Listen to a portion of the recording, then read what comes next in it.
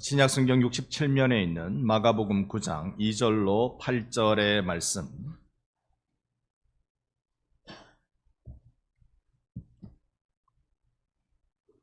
여러분 찾으신 줄 알고 한 절씩 교독하겠습니다. 제가 먼저 2절 봅니다. 여세 후에 예수께서 베드로와 야고보와 요한을 데리시고 따로 높은 산에 올라가셨더니 그들 앞에서 변형되사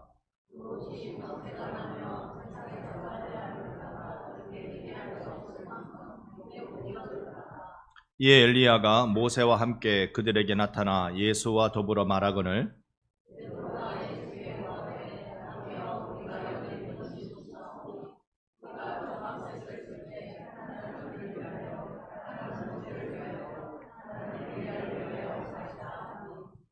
이는 그들이 몹시 무서워하므로 그가 무슨 말을 할지 알지 못함이더라.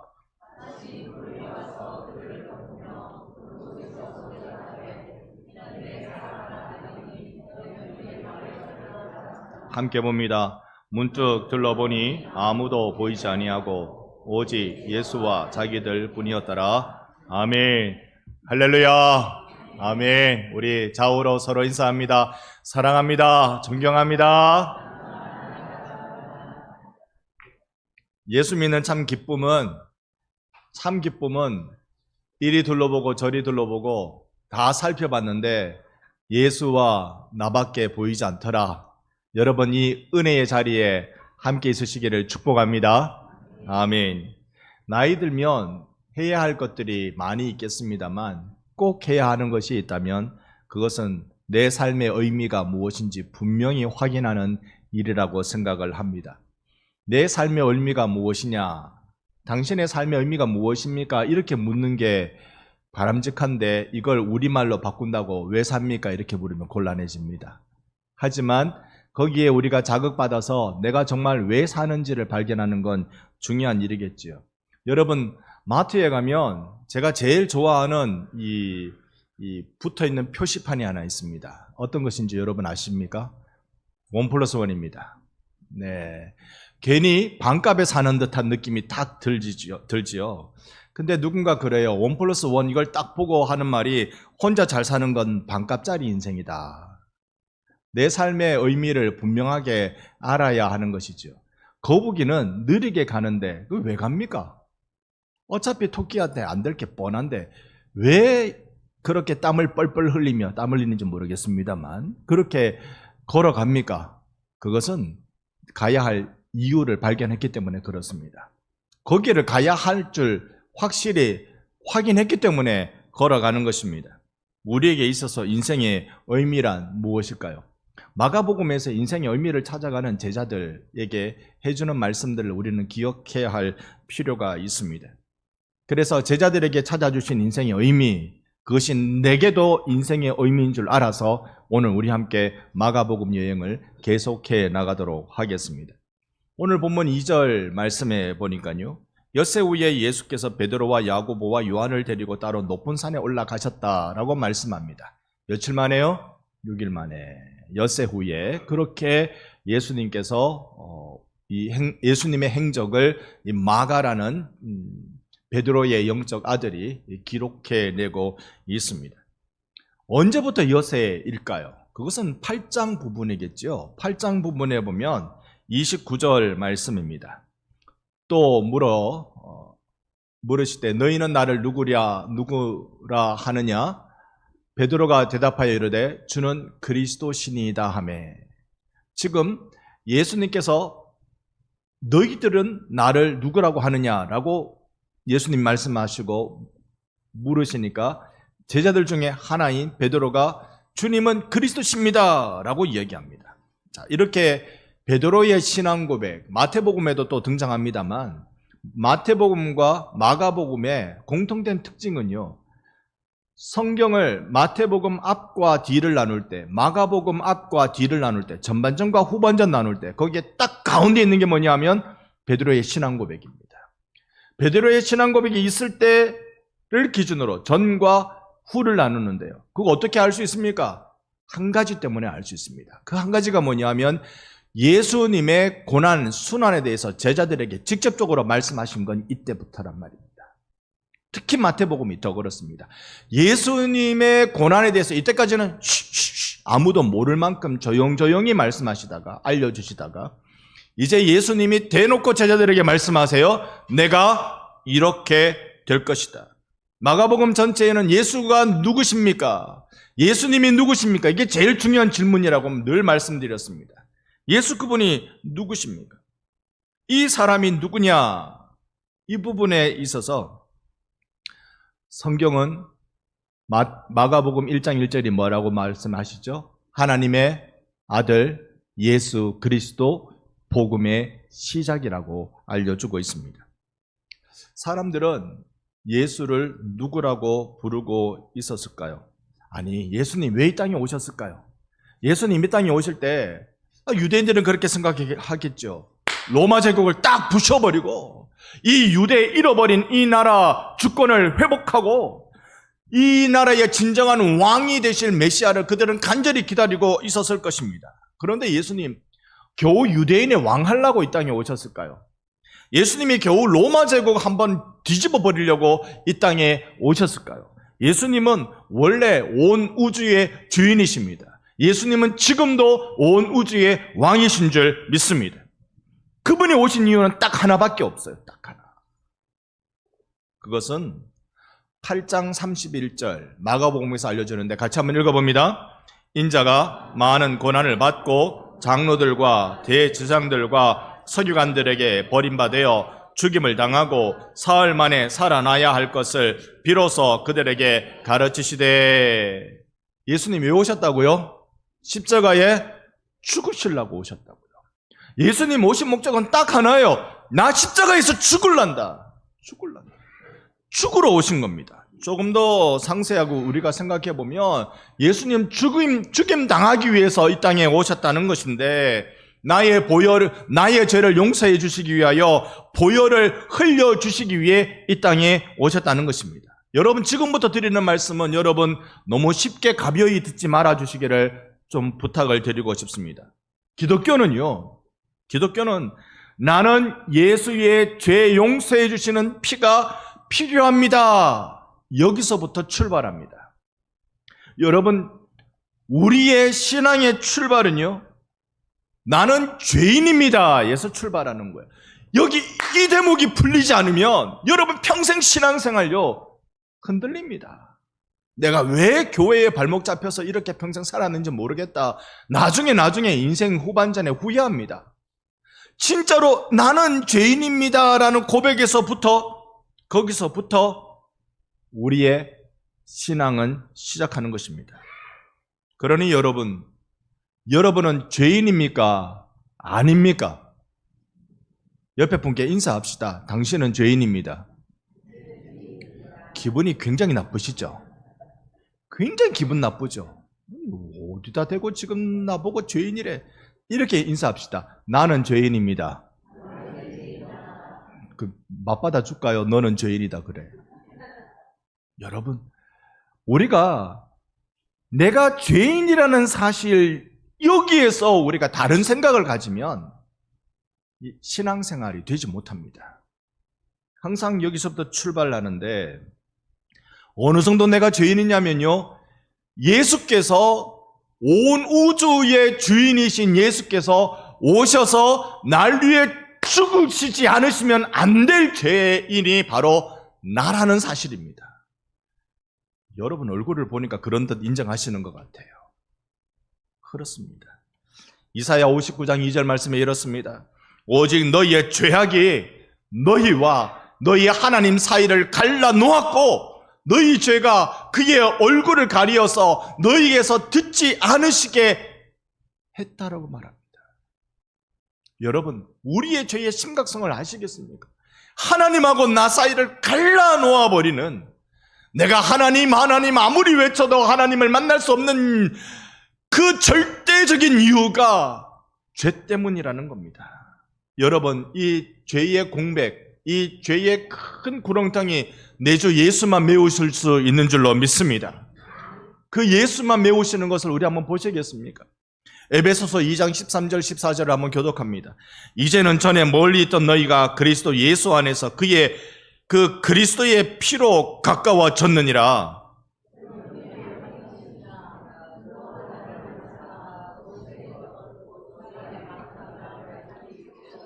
아멘, 아멘. 원수된 것, 하나님하고 우리하고 원수된 것. 여러분, 원수를 만나면 어때요? 원수를 만나면 싸우고 싶잖아요. 달려들고 싶잖아요. 원수를 만나면 분풀이 하고 싶잖아요. 근데 그 원수된 세상에 하나님하고 나하고 원수래. 하나님 우리를 보면요, 이놈의 자식들, 이것들 내가 어떻게 해버릴까, 이놈의 자식들. 하나님 화가 막 돋구어진단 말입니다. 막 화가 돋구어진단 말입니다. 왜요? 나는 죄인이거든요. 여러분, 그러니까 나는 죄인입니다. 이 사실이 안 풀리면 신앙생활 제대로 건강하게 이어갈 수 없어요. 나는 하나님의 화를 돋구는 죄인이다. 죄인이다. 이 죄를 해결하는 유일한 방법은요, 예수의 피로 막힌 담을 허무는 것입니다.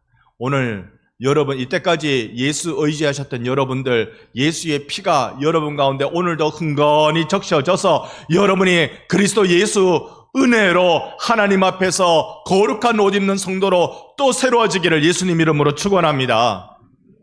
아직도 목사님이 하는 얘기 나는 뭐가 뭔지 모르겠습니다 그러시는 분들은요, 오늘 기도하는 마음으로 말씀 들으세요. 나 예수 믿게 해주세요. 나 예수 믿게 해주세요. 예수가 필요하다는 걸 알게 해주세요. 이 에베소서 말씀은 이어서 14절 15절로 이렇게 말씀하는데 또 교독합니다. 그는 우리의 화평이신지라 둘러 하나를 만드사 원수된 것 곧 중간에 막힌 담을 자기 육체로 허시고 이는 이 둘로 자기 안에서 한 세 사람을 지어 화평하게 하시고 아멘.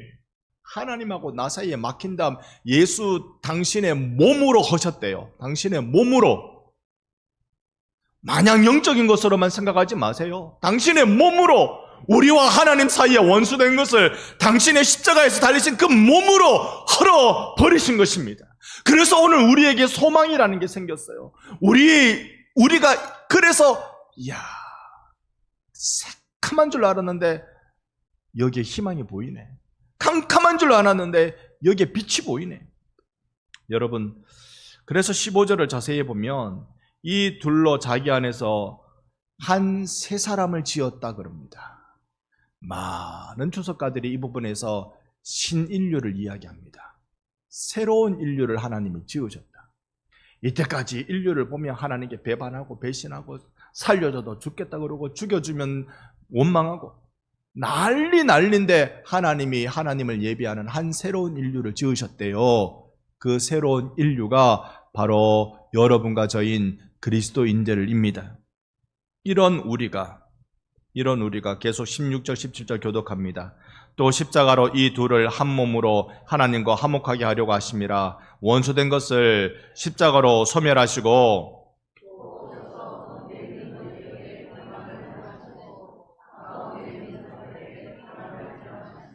아멘. 여러분, 하나님과 원수된 것 그거 예수님이 소멸해 주신 줄로 믿습니다. 오늘 이 예배가 내가 하나님 만날 수 있는 건 하나님 귀한 아들 예수께서 원수된 걸 소멸해 주셨기 때문인 것입니다. 마지막 18절 말씀 함께 읽습니다. 이는 그 말미암아 우리 둘이 한 성령 안에서 아버지께 나아감을 얻게 하려 하심이라. 아멘. 옆 사람과 인사하십시다. 우리 하나님을 만나러 갑시다. 아멘. 하나님 만나자고 전화도 오고 그래요 지금. 네. 전화를 다 받으셔서 나 지금 하나님 만나는 중이라 그러세요. 하나님 만나러 가는 겁니다. 이게 기독교의 핵심이죠. 다른 것은요 다 여기서 파생돼 나오는 겁니다. 여러분, 이것을 구비하기 위한 것들을 다 설명하고 있는 것이죠. 이 일이 주는 놀라운 축복들을 이야기하는 것이 성경입니다. 여기 이 십자가가 핵심입니다. 예수께서 지금 제자들에게 이 핵심을 말씀하고 있으신 겁니다. 엿새 후에 이 진리를 말씀하시고 내가 죽겠다.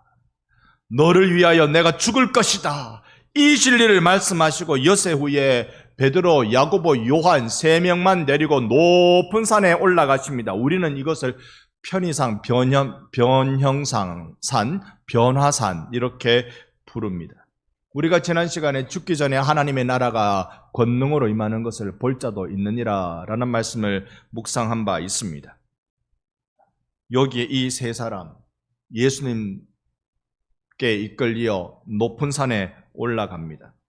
십자가로 말미암는 다이너마이트 같은 큰 기적의 역사가 저도 제 죽기 전에 경험하기를 원합니다. 베드로, 야고보, 요한처럼 말입니다. 이들이 본 하나님의 나라, 이 권능으로 임하는 하나님의 나라는 어떤 모습이었을까요? 다시 제가 2절이면 여러분 오늘 본문 3절을 받아주십시오. 여세 후에 예수께서 베드로와 야고보와 요한을 데리시고 따로 높은 산에 올라가셨더니 그들 앞에서 변형되사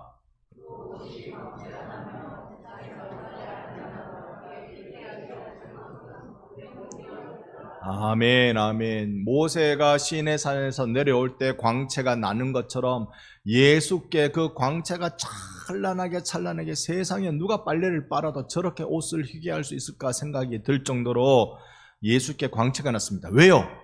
왜 광채가 났습니까? 2절에 보니까 예수께서 변형되사라고 말합니다. 예수를 보는 순간, 이 세 명의 제자들이 예수를 보는 순간 예수님이 확 바뀌신 거예요. 세상에 이때까지는 예수님이 이렇게 안 보였는데 내가 눈을 씻고 보는 것인가? 예수께서 어떻게 이렇게 많이 변하셨을까? 이 변형되다라는 말의 원뜻을 보면 이러합니다. 형상이 바뀐다라는 뜻입니다. 형상이 바뀐다, 변화된다. 특별히요, 본질이 외형에 드러난다라는 뜻을 가지고 있습니다. 여러분, 시편 23편에 여호와는 나의 목자이십니다. 근데 여러분께 여쭙습니다. 하나님은 목자이십니까? 목자는 뭐 하는 사람이지요?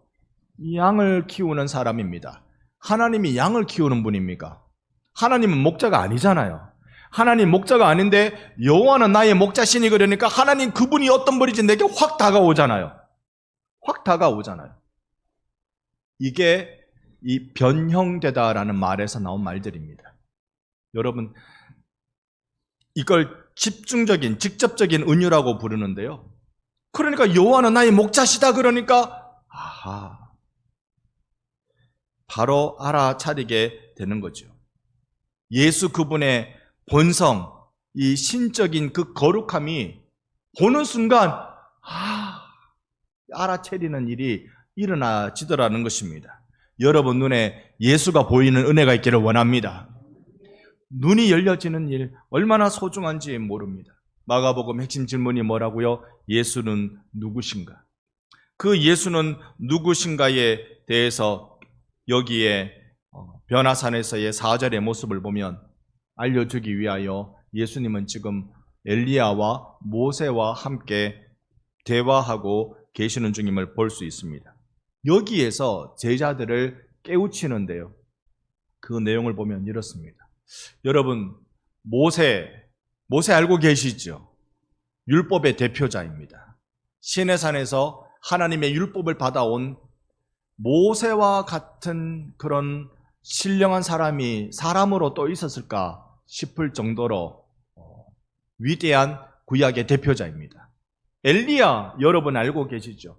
남왕국 유다와 북왕국 이스라엘의 수많은 선지자들을 하나님이 지정하여 보내셨는데 그 중에 엘리야를 여기 변화산에서 소환해서 예수님과 만나고 있습니다.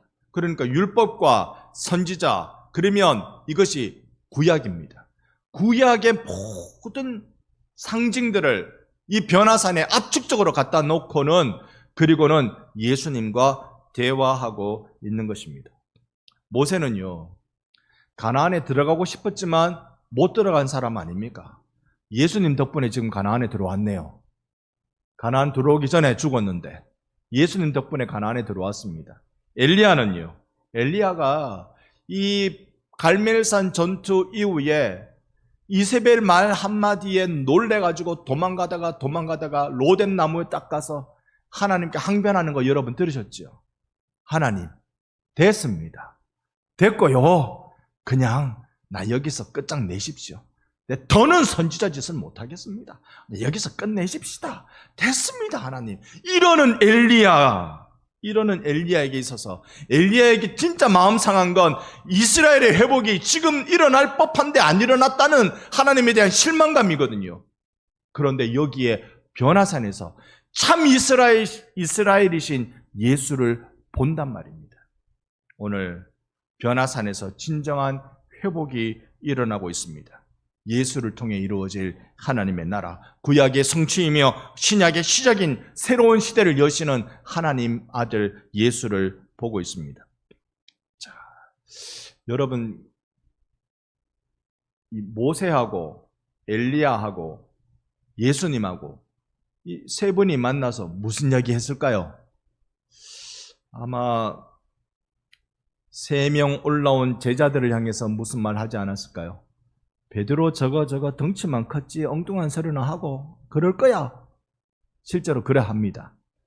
아니면 야고보, 쟤는 그래도 제자들 중에 좀 순진한 것 같아. 제일 먼저 순교할 것 같아. 제자들 중에서는 제일 먼저 순교합니다. 요한은요, 저거 순둥이 저거 아무래도 예수님의 모친 마리아를 평생 섬길 사람인 것 같아. 진짜 그래야 합니다. 이런 이야기를 주고받았을까요?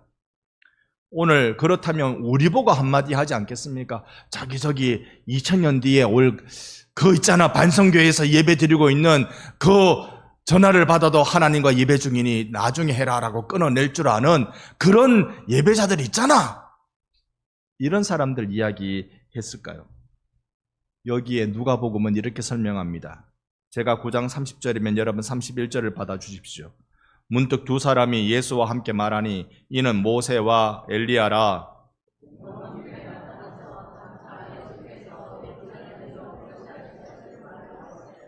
이 세 분이 모여서 뭘 얘기했다고요? 예수의 별세하실 것을 의논했다는 겁니다. 여러분, 별세가 뭐죠? 제가 목회하면서 들은 사실은 진주에 와서 들은 죽음에 관한 이상한 표현을 하나 들었습니다. 보통 죽었다, 돌아가셨다, 뭐 이렇게 얘기하는데 세상 버렸다. 세상 버렸다. 여러분, 죽음은 내가 버린 겁니까? 세상이 나를 버린 겁니까? 여러분 얼굴을 뵈니까요, 목사님 헷갈리니까 빨리 끝내주이소. 지금 이 얼굴이신데. 자, 죽음은 내가 세상을 버린 겁니까? 세상이 나를 버린 겁니까? 내가 세상을 버리면 죽음에 대한 능동이 나한테 있는 거잖아요. 여러분, 내가 사실은 죽습니까? 죽어진 겁니까? 이게 다 어려운 게 우리가 한 번도 죽어본 적이 없거든요. 우리가 다 어려워요. 별세라는 건 세상을 버렸다는 뜻일 텐데 여기에 대해서 의논하고 있는데 이 별세라는 말이요, 원어로 보면 출애굽이라는 말입니다. 엑소더스, 출애굽, 탈출이라는 말입니다. 그러니까 이것이 세상에서 죽는다라는 의미를 넘어서 세상을 탈출한다라는 의미를 갖고 있는 거예요. 이스라엘 백성이 400년 동안 애굽에서 종살이하고 있는 그들의 삶을 건져 탈출시켜 주시는 그것을 여기에 별세라는 말로 표현하고 있다는 것입니다.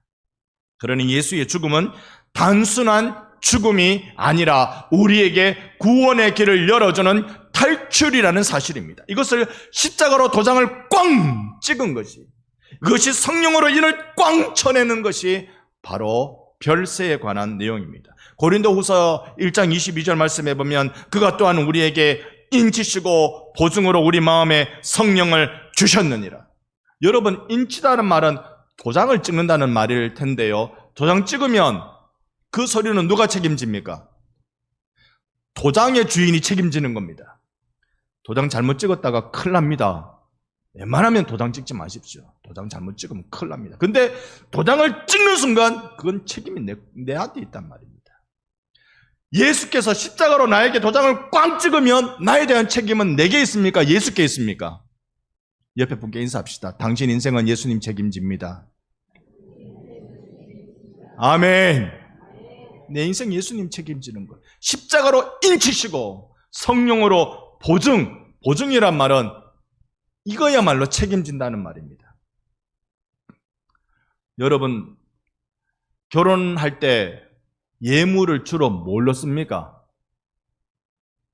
아직 결혼할 때 예물을 받지 못하신 분들은 오늘 남편분을 쪼르시기를 바랍니다. 결혼할 때 예물을 주로 뭐로 받습니까? 반지로 받습니다. 반지로 끝냅시다. 시계까지 가면은 참 결혼하기 힘들어지는데. 반지. 제가 이 반지 잃어버려가지고, 그것도 또 해줘가 또 2번이나 잃어버려가지고, 요 3번째 반지를 끼고 있습니다. 그렇다고 애인이 3번째는 아니고, 3번째 반지를 끼고 있습니다. 3번째 반지를 낄 때 아내가 내린 명령이 하나 있습니다. 이건 절대 반지다. 평생 빼지 마라. 그동안 씻는다고 뭐 어떻게 한다고 이게 쏙쏙 빼가지고 잃어버린 거잖아요. 그래서 이거 절대 반지라서 절대 안 뺍니다. 아직까지 안 빼고 빼본 적이 없습니다. 라고 말씀드리고 싶습니다. 여러분, 성령이 보증이 된단 말은 예수께서 나에게 인치셔서 구원의 백성 되게 하시고 예수께서 책임지시는데 그 보증으로 성령을 내게 주셨다는 겁니다. 여러분 마음속에 성령의 역사가 일어난다는 것은 그것은 여러분이 하나님의 것이라는 분명한 사실이 되는 것입니다. 미래에 대한 약속이죠. 단순한 감정적인 구원이 아니라 구속에 대한 확실한 증표로 성령을 보내주셨습니다. 이것이 예수의 별세에 대한 이야기에 관련되어 있는 것입니다. 그래서 예수의 별세는 우리 구원의 확실한 근거고 성령의 보증은 우리 구원에 대한 확실한 보증이 되는 것입니다. 이 놀라운 구속의 진리를 제자들이 듣고 있어요. 한참 듣다가 이 얘기를 듣다가 베드로가 너무 놀라운 광경의 얘기를 들어서요. 이렇게 5절에 말합니다. 랍비여, 우리가 여기 있는 것이 좋사오니 우리를 위하여 우리가 초막셋을 짓 때 하나는 주를 위하여 하나는 모세를 위하여 하나는 엘리야를 위하여 하사이다. 여러분, 초막셋을 짓는다라는 말에 우리가 솔깃할 수 있습니다. 그런데 이거 하나님 원하시는 일입니까? 원하지 않으셨던 일입니까? 바로 다음 절에 나와요. 6절에 바로 다음 절에 이 하나님이 원하시는 일 아니라고 나오는데 그 전에 우리가 조금 살펴볼 것은 우리 신앙생활은요. 자꾸 뭘 지으려고 해요. 자꾸 뭘 만들려고 하는 것입니다. 제가 부목사로 있었던 교회 중에 한 교회는요. 이 당의 장로님들께서 큰 포부를 갖고 계신 것 같아요. 어떤 큰 포부관이 건물 사는 포부를 갖고 계세요. 교회가 약간 건물 안에 들어가 앉았거든요. 그러니까 주변 건물을 막 사는 거예요. 제가 볼 때는 수십억이 들었을 것 같아요. 도시거든요. 수십억이 들었을 것 같은데 안타까웠던 건 뭐냐면 거기에 교육관은 유치부, 유초등부, 중고등부, 청년부 다 사용하는 공간이잖아요. 여기에 화장실이 우리 화장실보다 조금 못합니다. 여러분, 유치원들, 초등학생, 중학생, 고등학생, 청년들이 경험하는 화장실 문화는요, 여러분, 우리가 기본적으로 알고 있는 것과는 전혀 다릅니다. 거기는 그렇게 만들어 놔놓고 건물을 자꾸 삽니다. 1000명이 넘는 교회인데요. 점심 식사를 하는데 우리는 점심 식사 몸이 불편하지 않으면 교육관 1층에서 합니다. 1000명이 먹는 교회의 식당이 우리 교육관 1층보다 작아요. 그래서 어떤 심리일까? 어떤 마음이길래 자꾸 최근에도 또 건물 샀대요, 또. 제가 그 교회 헌신예배 갔다 온 지 그리 오래되지 않았는데 화장실은 변함이 없습니다. 왜 그랬을까? 내가 있을 때 이만한 건물 하나 지었다. 뭐 그런 의미일까? 그런 모습에서 하나님의 나라는 자꾸 뭔가 짓는다 그걸로 되어지는 건 아니라는 걸 오늘 본문이 보여줍니다. 초막셋을 짓는다는 건 어떤 의미일까요? 베드로가 이 옳지 않은 이야기, 경황이 없어서 한 이야기로 쏟아낸 것이죠. 성경에 보면 겁먹었다고 표현되어 있습니다. 겁먹어서. 내 인생에 겁을 먹어서. 우리가 세월이 지나면 지날수록 내가 할 일, 내 인생의 의미, 이걸 새겨놓고 싶은데 그 인생의 의미를 건물에 뭔가 남겨두는 일에 우리는 새겨놓으려고 해요. 여러분 어떠십니까? 여러분의 인생에 의미 있는 일을 하기 위해서 무엇을 해야 합니까? 벽돌에 내 이름 새겨놓기? 무엇을 해야 합니까? 건물 짓는 일? 여러분, 내가 지은 건물이 의미가 있는 것이 아니라 그 건물이 쓰임 받는 것이 의미가 있는 것입니다. 우리 한번 나의 인생은 어떻게 주님 앞에 인정받을까 생각해 보십시다. 초막셋을 짓는 것이 아니지요. 초막셋을 짓겠다고 결정하는 건 그건 내 인생이 불안해서 그렇습니다. 그러나 우리 주님이 하시는 말씀대로 따라가는 것이 제대로 된 인생의 의미를 짓는 일인데요. 오늘 본문 6절과 7절을 교독합니다. 이는 그들이 몹시 무서워함으로 그가 무슨 말을 할지 알지 못함이더라.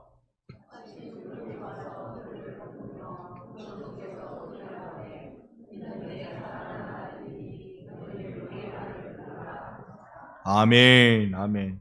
여러분 두려워하지 마시고 하나님의 말씀을 들으시기를 바랍니다.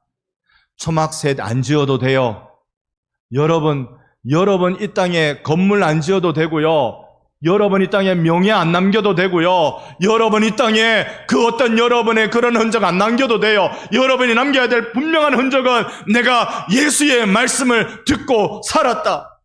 내가 예수님이 내게 하신 일을 하고 살았다. 이것만이 내가 가지고 가야 될, 천국 갈 때 가지고 가야 될 주님 앞에 훈장입니다. 우리 하나님의 말씀을 듣는 자리로 함께 나갑시다. 겁내지 말고 그렇게 나가십시다. 예수, 그분은 죽음으로 이 땅의 길을 우리 가운데 열어주셨습니다. 하나님께서 이는 내 사랑하는 아들이라고 말씀해 주셨죠. 그 사랑하는 아들, 그의 말을 들으라고 우리에게 말씀해 주셨습니다. 무슨 일이든지 이 기초가 중요하죠. 부실하면 그 제대로 세워 나갈 수가 없습니다. 벌집 아파트라고 들어보셨습니까? 벌집 아파트. 겉만 멀쩡하고 속이 텅 빈 아파트랍니다. 풍수지리 아파트는 들어보셨습니까? 바람 풍자 물수자 써가지고 바람 불고 물 새는 아파트. 순살 아파트는 들어보셨죠? 뼈대를 다 뽑아버려 철근을 다 팔아버려가지고 순살 아파트. 내 신앙에 있어서 다시 주님 앞에 머물러 봐야 됩니다. 주님, 나는 내 신앙이 건강합니까? 나 예수 건강하게 믿고 살아가고 있습니까? 내가 무언가 남기려고 착각하고 있는 건 아닐까요? 내가 주의 음성을 듣고 주님과 사귀고 주님을 만나는 게 내 인생의 진정한 행복임을 깨닫게 해 주옵소서. 이 모습이 우리에게 필요합니다.